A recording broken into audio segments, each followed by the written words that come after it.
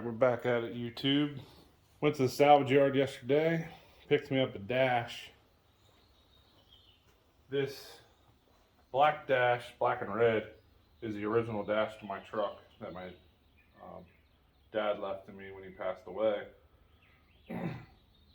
He had put an old air conditioning system in it out of, I don't know, somebody said a Cadillac, who knows. So he'd cut this all out for vents, I'm guessing. I don't even know. It's a mess.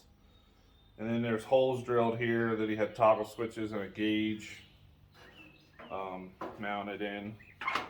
And the metal's broke here, which is fine. I could weld that up. But the rest of these holes would have took me a good while to fix and weld back in. And I kind of wanted a glove box again. So I figured, let me go to the junkyard, salvage yard, see what they got. So I found this dash here yesterday at the salvage yard local to me. The vehicle hadn't been there very long, luckily, because if they're there longer than a few months, this kind of stuff is gone. It's just hard to find parts for these trucks still in salvage yards because they're either rusted away or people's already scavenged them. But I paid 30 bucks for this. I pulled it out of a 76 F350 dump truck. It was a dually. And as you can tell, it was baby blue when it was new, and then they painted it red. It's in really good shape. The glove box is here. The inside piece of the glove box isn't, but that's not a big deal. The hinge is broke on this side, but I can fix that. And there's the only holes that are drilled is this one and this one. That's much easier to fix, those two little things. If I even decide to, I might just leave them and put plugs in or something. But I'm gonna scuff this up and paint it. And a good heater control radio panel came with it. There's a key ignition switch, but I don't have the keys for it. So that's probably going to get trashed. The ashtray mount is here. This button, it was like some kind of switch for something. I don't know, something on the dump truck, and there's a relay here. But I'm going to strip this thing down and get it ready to be scuffed up and painted, because this is what I'm going to put back in besides this one. Pretty much you could tear this thing apart with a Phillips screwdriver, a pair of pliers, and a 1/4 inch socket. So I'm just going to go to town and start zipping all this stuff out of here.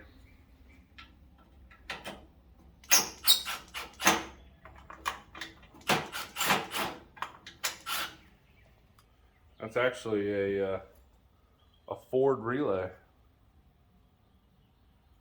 Interesting. Hang on to that. Might be able to use it for something.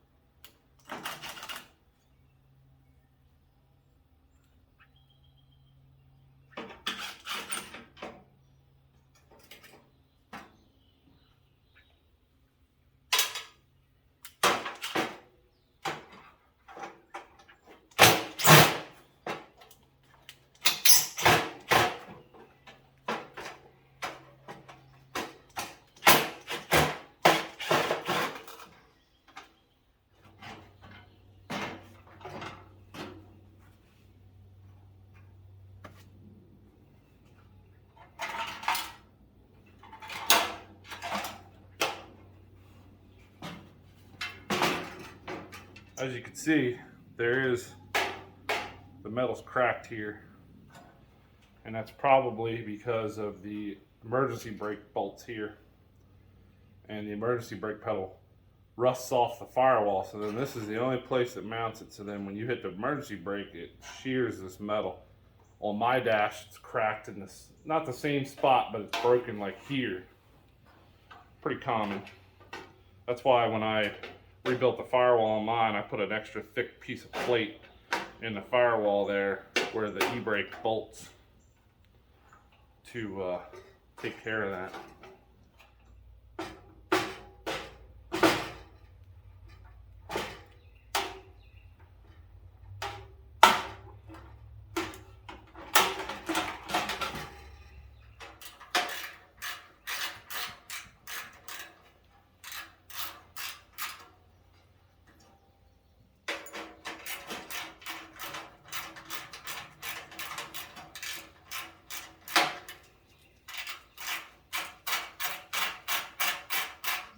Now, I'm sure the mice have gotten to this, and that's why that was so rusty. Really pretty much sound. So what I did was I took some rust neutralizer and just sprayed this. VHT makes one, it's called Rust Reformer or Rust Restore or something. Sprayed it real good and heavy. I'm actually going to do it again, probably. As I see stuff coming out from between this. So, and I'm probably going to give it another pressure wash just to try to get it cleaned up a little bit more. All right, so now I'm going to spray some Rust Reformer, Rust-Oleum. You can use this, you can use the VHT brand. There's multiple different brands. They all are the same chemical composition, really.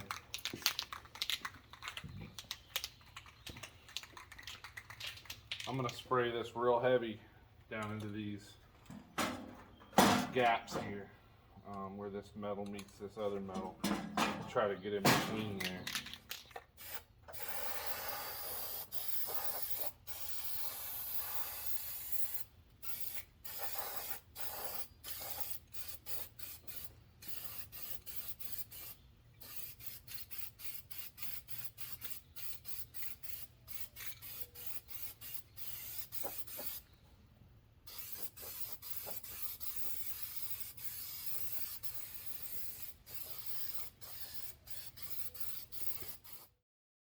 So this is the Rust-Oleum Rust Reformer. It goes on black and it'll dry to a flat black.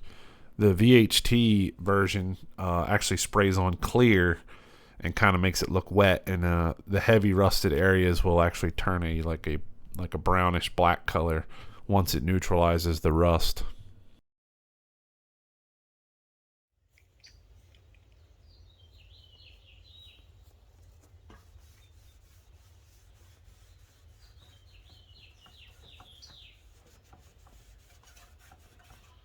Sanded down the dash for the F100.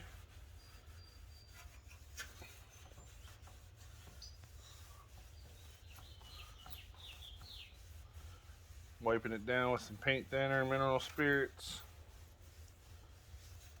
Actually, need to hit that with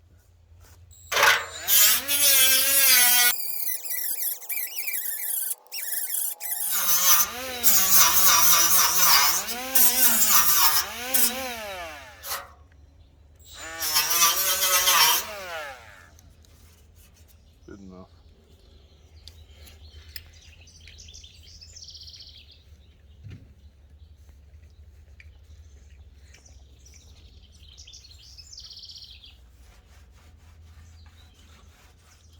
So I filled in some holes with weld. There was a hole there, hole there, hole there. There was a little hole there, and then there was a crack here. I was able to weld them up. Gonna hit this thing with some primer, see what it looks like. Go from there.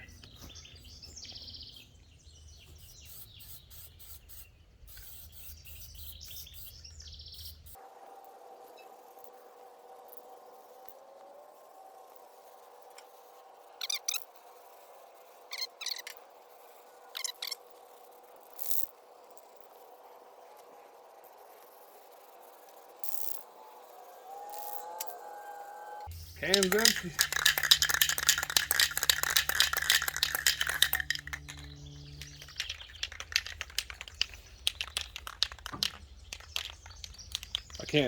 I can't make up my mind whether I want to use this or I want to use the hammer paint, because I've been painting everything else with the hammer paint, and it does a really good job of hiding imperfections.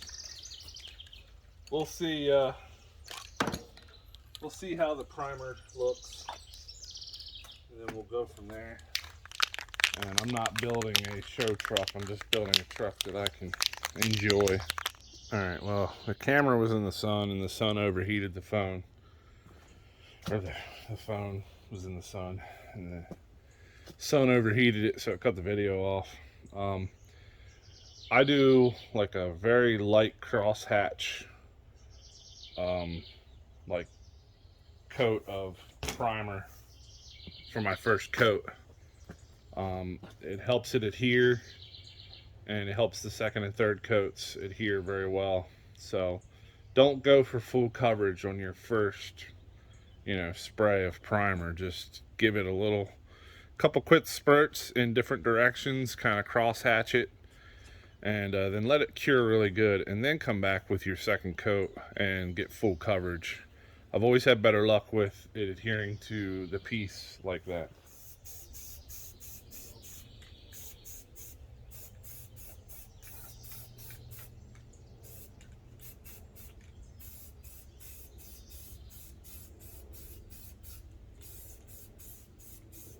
The sun's a little hotter than I thought it was. I'm gonna have to put the easy up.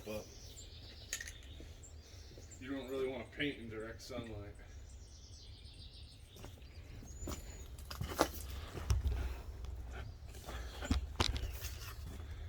You guys ever put one of these up by yourself? Do it all the time. But I never, ever have the help I need.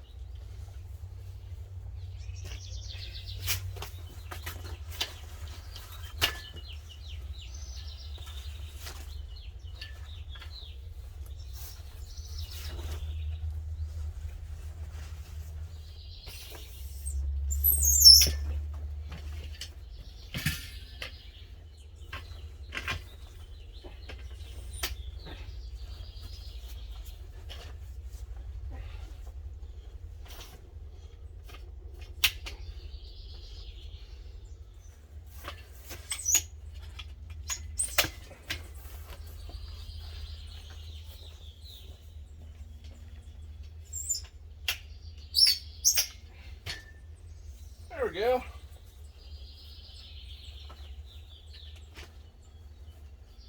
Now I don't have to worry about the camera overheating.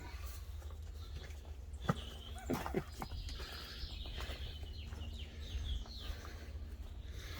little bit darker now, but you'll still be able to see what's going on.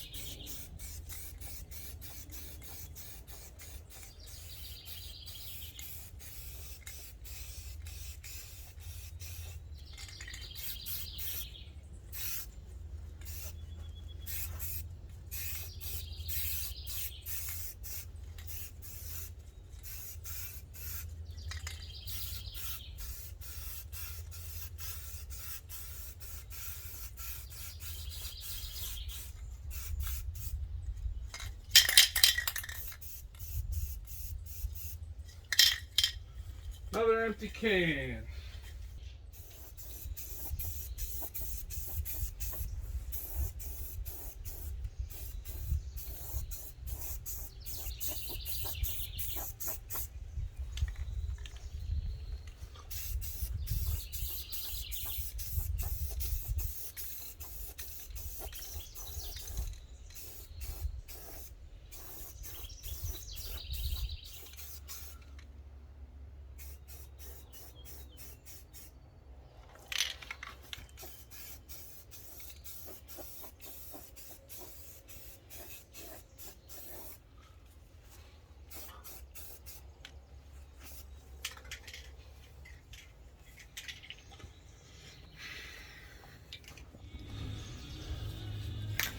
Same thing. Same thing when you apply your top coat. Go sparingly for the first coat and let it bake on.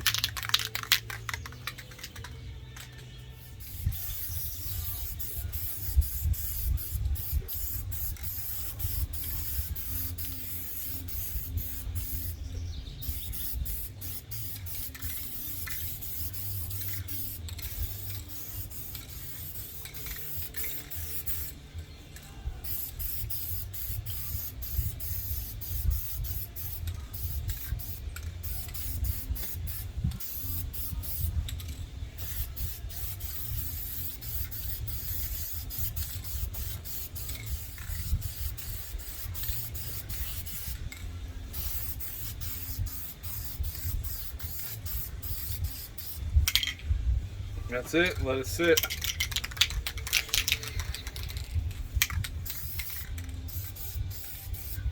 Let it sit and cure up. Then you can come back and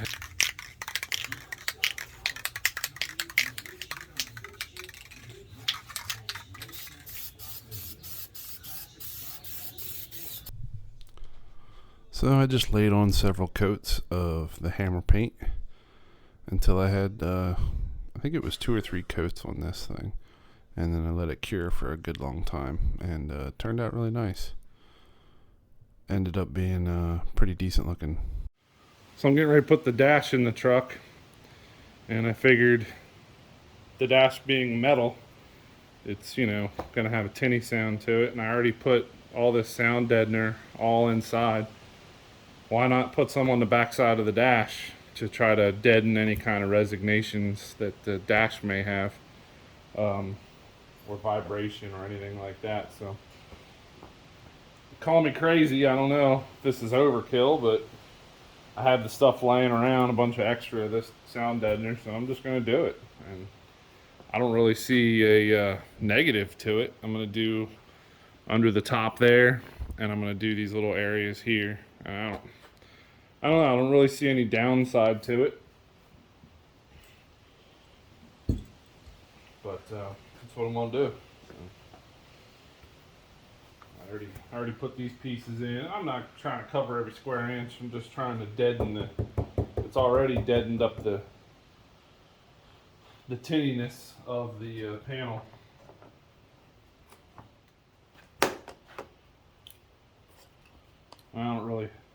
You don't really have to cover every square inch with this stuff. You just have to get rid of large areas that will vibrate. So I think this is going to work nice.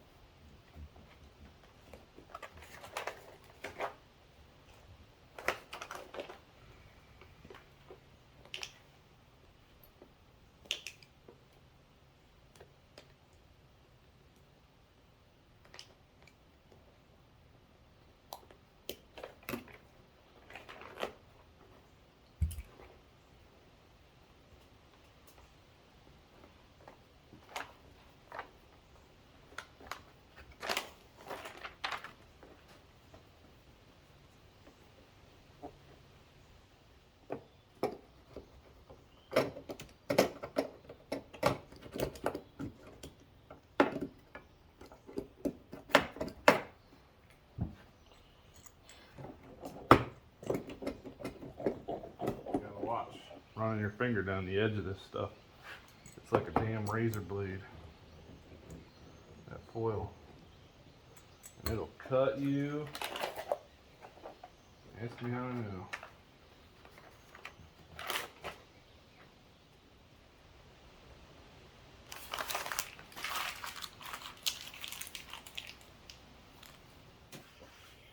Alright, I think that's enough.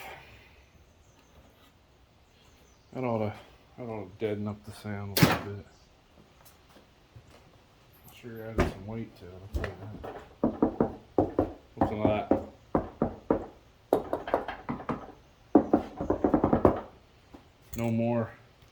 No more ding ding. That's what I'm talking about. This truck's gonna be so quiet, everybody's gonna think it's a limousine. Alright, I'm gonna try to put this dash in by myself. See how much of a cluster that turns out to be.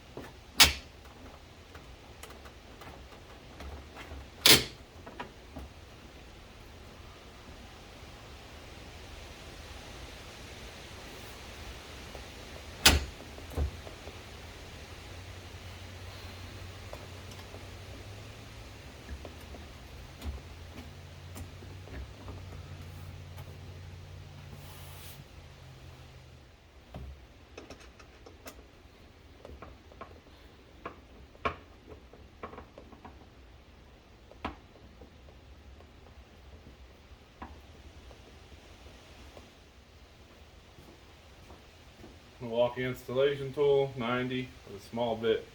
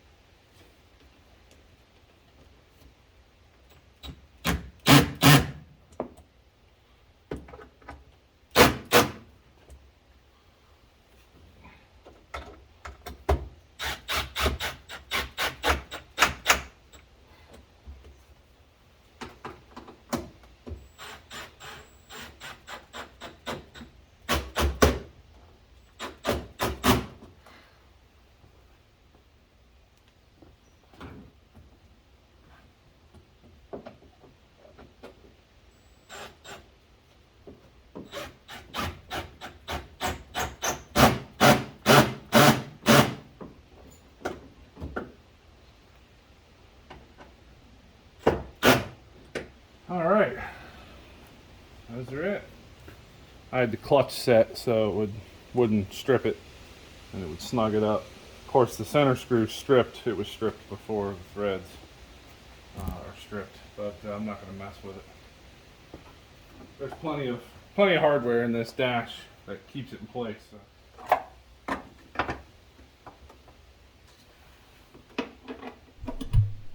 So here I'm getting the bolts on the side of the dash that bolt it to the door pillar.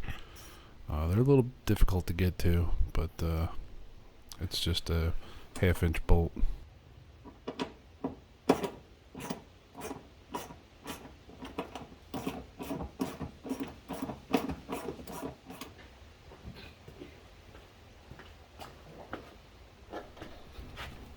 And now I move over to the driver's side to put this bolt in this side.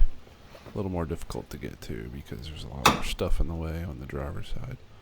But not too bad. It's just one bolt. And of course I secured the bolt in the middle for the bracket in the center of the dash that holds the bottom of the dash. That's already been done. And here we're going to have a picture at the end here of what the dash looks like installed from the passenger side. I think it looked pretty good.